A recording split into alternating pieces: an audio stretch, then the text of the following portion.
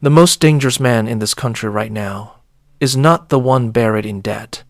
He is the one who owes nothing to anybody, and he just found out that makes him a suspect. Let me tell you about a man named Harlan. Harlan is 58 years old. He lives in a small city you have probably driven through and never stopped in. He worked 31 years for the same manufacturing company, the kind of place that used to hand out pension booklets and retirement watches. Harlan paid off his house in 2019. He drives a truck that is 11 years old and runs perfectly because he changes the oil himself and has never once missed a service interval. He has one credit card and he pays it in full every month when he uses it at all. No car payment, no student loan, no medical debt, no home equity lying hanging over his head like a guillotine. By every measure his father's generation would have used, Harlan is a success story. He is the man who did it right.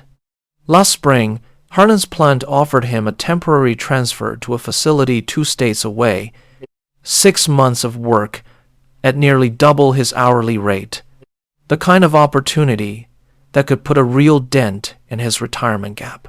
He needed to rent an apartment near the new site. He walked in with a stable income, 31 years at one employer, a paid-off truck, and a bank statement that would make most men his age blush with envy. The property manager ran his numbers and came back with a single word: denied. Not because Harlan owed money he could not pay, because Harlan did not owe money at all. His credit file was thin, a handful of scores, almost no active accounts, nothing for the algorithm to chew on. The system did not see a free man. It saw a blank space, and a blank space to a machine built to measure risk through debt looks exactly like danger. Somewhere in a server farm, a formula built by people who have never worked a factory floor in their lives decided that a man who owes nothing is harder to predict than a man drowning in it. Harlan got a form letter, the man 2 names down on the same waiting list, carrying $60,000 in revolving credit card debt, and a car payment he was 3 weeks from missing, got approved that same afternoon. Sit with that for a second. The man who was completely free was flagged as a liability. If that sounds backward to you, it is because it is. And it did not happen by accident. You have felt some version of this. Maybe not the apartment. Maybe it was the mortgage refinance where the loan officer seemed almost suspicious that you had so little debt to leverage. Maybe it was the insurance renewal that went up for no reason you could find, or the promotion that went to the guy with the flashier car and the louder mouth, instead of the man who actually showed up every single day for 2 decades. You built a life on discipline, and somewhere along the way you noticed the world stopped rewarding it. That feeling is not paranoia. It is data. You are simply seeing, up close, what Harlan saw from a rental office counter. The system was never built to reward the man who needs nothing from it. It was built to reward the man who can be billed, financed, insured, and collected from, because that man generates revenue every single month, and you, standing there debt-free, generate nothing for anybody but yourself. That is the trap, not poverty. Freedom, treated as a flaw in the system's design. Now, I want to take you back to a specific week, because this did not start with some vague drift in culture.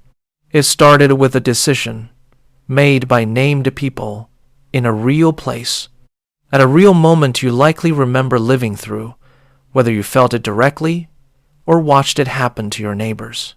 Go back to September of 2008.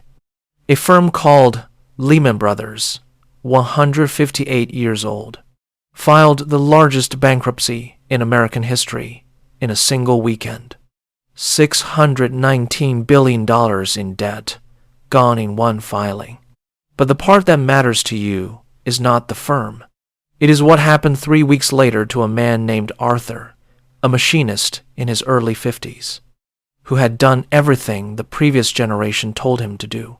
Arthur had a home equity line of credit, not because he was reckless, but because every financial advisor on television for a decade had told men exactly like him that his home's rising value was as good as cash in the bank.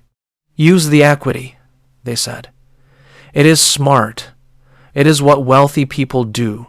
Arthur used a modest slice of that equity to help one of his kids through school, and to cover a bathroom that badly needed rebuilding after a pipe burst. Reasonable, ordinary, the kind of decision a responsible father makes. In October of 2008, Arthur's bank froze that line of credit without warning, not because Arthur had missed a single payment, because the value of homes in his zip code had fallen, and the bank's own risk models, built by people in offices Arthur would never see, decided the collateral was no longer good enough to justify the exposure. Arthur did not lose his house. He lost the flexibility he had been promised the day he actually needed it, for reasons that had nothing to do with his own behavior and everything to do with a spreadsheet in another state. He had trusted the institution. The institution had simply changed the rules on him mid-game, and there was no appeal, no phone call that fixed it, no manager who could override a model built to protect the bank first and the customer a distant second. Here is why this matters to you today, whatever your own history with 2008 looks like. The mechanism that froze Arthur's credit line is the same mechanism that flagged Harlan as a risk for having none. It is a system built entirely around one principle. You are valuable to it, exactly to the degree that it can measure, price, and extract from your need. Arthur needed the bank, so the bank could squeeze him. Harlan needed nothing from anyone, so the system could not classify him at all. And a thing it cannot classify, it treats as suspicious by default. Both men did what they were told was responsible. Both men got hurt by the exact same machine from two different directions. That is not two separate stories. That is one design, tested on two different kinds of men, arriving at the same conclusion. Extract where you can, flag what you cannot. The mechanism is identical today. Only the names on the letterhead have changed. So let's talk about how the machine actually works, mechanically, because once you see the gears, you cannot unsee them. Think of the entire system: credit bureaus, lenders, landlords, insurers, employers running background checks as one single circulatory system, and debt is the blood that keeps it moving. Every loan you carry, every minimum payment you make, every interest charge that compounds quietly in the background, that is, a small transaction the system can see, measure, and monetize. A man with a mortgage, 2 car payments, and a revolving credit card balance is, from the system's point of view, a reliable stream of monthly interest income, tracked, scored, and sellable as data to a dozen other institutions. A man with none of that is simply invisible to the blood supply. He's not dangerous in the way a criminal is dangerous. He is dangerous the way a leak is dangerous to a plumbing system. He represents value the machine cannot capture, and a machine built entirely to capture value treats anything it cannot capture as a malfunction. This is not a conspiracy in the sense of secret men in a locked room plotting against you personally. It is simpler and colder than that. It is engineering. Somebody built a credit scoring model decades ago that needed active debt to generate a usable number, and every institution downstream, banks, landlords, insurers, quietly adopted that same broken logic because it was already built and it was profitable. Nobody needs to conspire against you at a table. The machine just runs the way it was built to run, and the way it was built to run happens to punish the exact behavior your father taught you was virtuous. Now let me tell you about Rita, because Harlan's story alone might look like one unlucky landlord having a bad day.